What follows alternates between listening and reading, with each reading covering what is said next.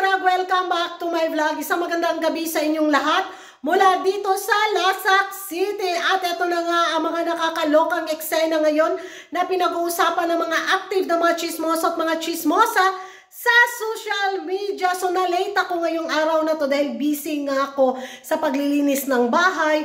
At nako, hindi pa mas magaling yung sipon ko. Pero nako, nagpapawis talaga ako kanina. Kailangan natin ng energy para kumalma itong mga sipon, yung mga bacteria at mga virus ba. Ay, nako, speaking of mga virus, mga karag-karag, hot seat ngayon ang ating pambato sa Miss International Queens 2025 na si Ann Patricia. Kasi doon, napanood ko yung sashing ceremony nila na kung saan pinutakti siya ng mga ibang mga basher sa social media dahil wala talaga daw ka-spark si Ann Patricia na maging pambato ng Pilipinas sa Miss International Queens 2025. Sa sashing ceremony ng Miss International Queens 2025, nilamon daw talaga ang pambato ng pins.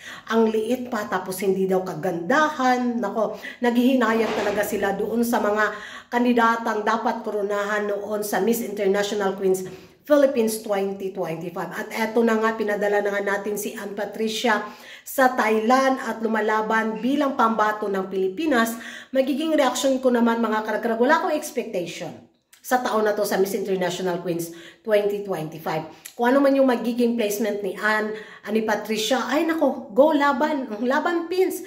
Kahit ano pang gawin natin pambaba sa kanya na kahit sabihin natin may mas maganda at deserving talaga na maging kinatawan ng Pilipinas sa Miss International Queens 2025 sa Thailand. But sa ng Miss International Queens Philippines Organization na si Patricia yung ipadala doon sa Thailand at makipag-serko at magtambling-tambling doon sa laban sa mga ibang kandidata sa iba't ibang bansa, ang lamok da.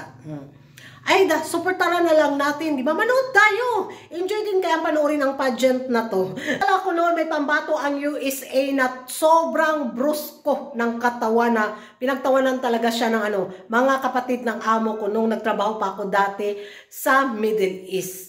So, sa tao na to, yung inaasahan ko lang, yung performance ni Ann, kung kapalaran niya talagang magwagi, di sa kanya, kung maligwak ganun siya, di kapalaran din niya maligwak at mailto ko yun, di ba? Hindi natin alam.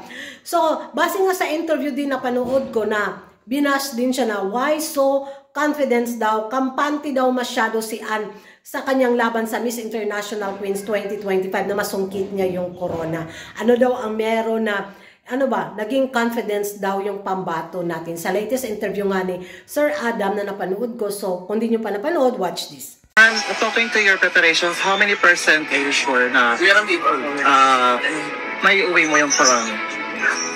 Kasi optimistic akong tao. Parang whatever you do, hindi ka man mag-expect ng sobra. Pero sabi ng isang mentor ko, si Mami Ian Mendehar, pag naandun ka sa isang competition, huwag kang manggigil manalo.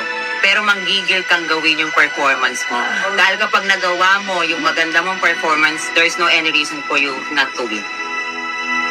So yan na mga karag-karag, narinig na ninyo ang ating pambato sa Miss International Queens 2025. So ano yung magiging reaction nyo? Isa rin ba kayo sa naniwalang kampante talaga masyado yung pambato natin? Magiging reaction ko siguro yung pagiging kampante niya na maiuwi niya yung corona sa Pilipinas is yung pambato siya ng Pilipinas. Yun siguro yung nakikita kong niya mga karag-karag, confidence niya na, oy, Philippines to, di ba? So, yan lang sa sariling opinion ko lang, sa sariling pananaw at paniniwala ko lang. Ewan ko sa inyo kung ano yung magiging reaction nyo. Naniniwala ba kayong masungkit ni Ann ang corona base sa kanyang interview na to? At mag-ingay tayo sa comment section at kung hindi ka pa nakapag-subscribe sa YouTube channel ko, don't forget to like and subscribe ko karag and hit the notification bell para update ko sa mga latest kaganapan at late na yung sa mundo ng beauty pageant. Nakalimutan ko. Yung palang, nagka-issue pala siya doon sa sashing ceremony na natapakan niya yung yung gown ni Miss Laos. Laos ba yun? Or baka mali lang ako ng basa. Nako, grabe yung bash din na naabot niya. Hay, nakakaloka. Diha na mo mga karag-karag. Pasta na dyong iganga. Bye-bye.